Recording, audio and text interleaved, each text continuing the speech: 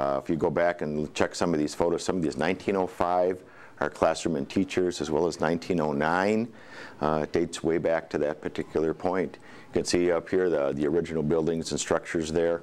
And this is the one that we're actually standing in from 1925. Okay. So you can see it was just a little red schoolhouse is what we had at that time, upper floor and a lower floor. But it's still active today. So other than that, this is our complex that was added on to. We do have 5 additions to this building, but still it has the original infrastructure that supports this, the buildings here. Trying to match the various stages of building got to be very difficult. When you talk about different lighting systems, different heating systems, to try to blend those into a one functioning building makes it very difficult for today's way of taking care of buildings. All buildings have a life cycle that they go through, even outside with our original building. We do have some foundation cracks and things and flaking that's taking place, so age is taking its toll there. As you can see, even when you get down to the foundations, when you get to foundation repairs, it really supports the building, its infrastructure, and all the other support areas that the building has to provide for people. When you get down to foundation issues, it really becomes very difficult to maintain that unless it becomes very, very expensive to redo that aspect of it. Some of our original buildings, our classrooms, they only had 2 outlets. And so some areas we had to extend those a little bit. It gave us a little more flexibility, but it really didn't give us any more power. So we have to be very careful at what we plug in at what time. It makes things very challenging, no doubt about it. Even at our front entrance where we come in here, you can see it's a ramped entrance. It's our main entrance for not only kids coming in and out, it is also our receiving area. We can say there's really no way to really view this area from the office and those types of things, so we don't really have a secure exit that way. One of the aspects that we have is trying to get at our infrastructure. It's in very unique locations. This happens to be actually one of our storerooms, and we actually have a trap door down here which opens up where all of our heating and plumbing piping goes through. It's about only 2 feet, 2.5 feet high, but this is the way we need to access our plumbing and our boiler piping as we go through some of the repairs that we need to make for servicing the school. Well, there's a lot of areas, and speaking with some of the teachers, because the building is not air conditioned at all, it's very difficult when we have the 85+ degree days. We run into that, especially when you get upstairs here. They do become very warm. The upper floors here at the old section, they really just become like heat magnets, and it becomes very difficult. Well, I said these are 2 of the additions that were added on to the original building. At the time, you can see the access corridors were very narrow. So when they try to bring classrooms of kids both ways of traffic, it gets pretty tight. One of the things that is pretty predominant, you might say, in older buildings is a lack of daylighting for kids. This happens to be the wall that's facing our gym, but as you can see, the entire corridor becomes kind of not only small, but it's darker than usual. We just don't have natural light that's in here for these types of spaces. Our stairwells are not only narrow, but you're going to actually see the floor slope when you get to this level here. So we drop about 4 inches of floor from the front of the stairs to the back up at the classroom. But we've got a little slope in the floor that's about 4 to 5 inches of pitch from one side to the other.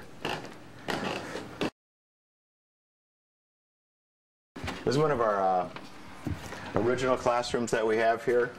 It was one of my favorite classrooms at the time. And Mr. Kalzik when I was here in 8th grade.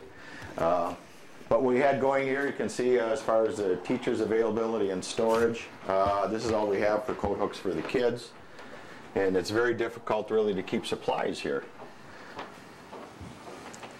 because there's not enough storage or ability to keep the teaching materials. We have to make do with what we have, so we do have some older bookshelves that now become equipment storage for various things, and rather than have them exposed, they nicely decorate them to try to keep things kind of hidden away. But the lack of storage for building and school materials is very evident in all of our older schools.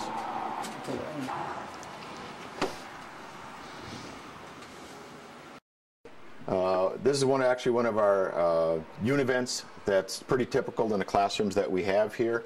This is heating only. There's no air conditioning involved.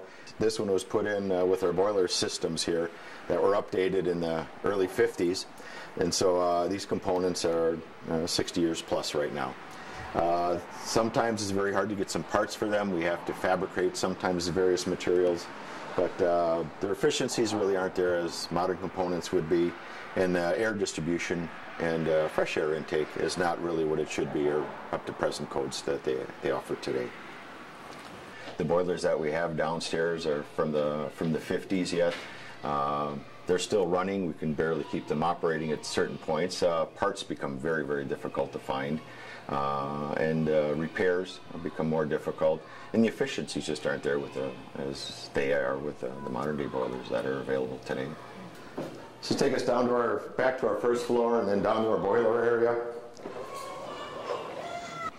One of the aspects that we have being in an older building, obviously when you try modern technology and retrofit, it doesn't always mix or combine or work well together or efficiently, but sometimes you just make do. This happens to be in the lower area.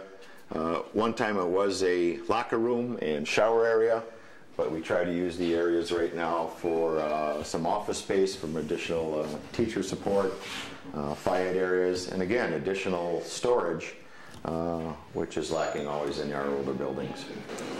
Once again, we still have some antiquated heating system here. This is still an older Herman Nelson heated unit here that we have, but it's what's available for this area. It's our current boiler room here at Tess Corners. Still in operation, still functional.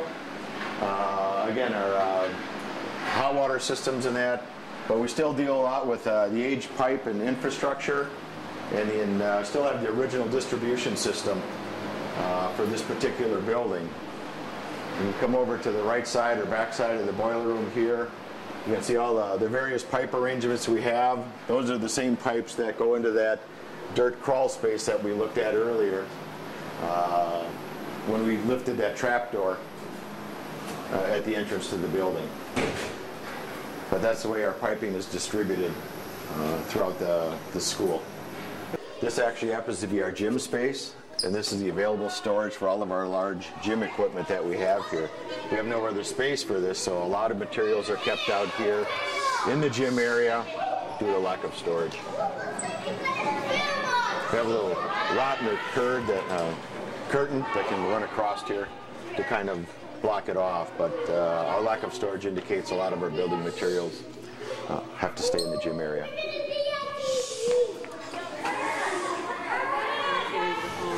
Yeah. And feel free to just give us some shots of those kids. Yeah, that's right.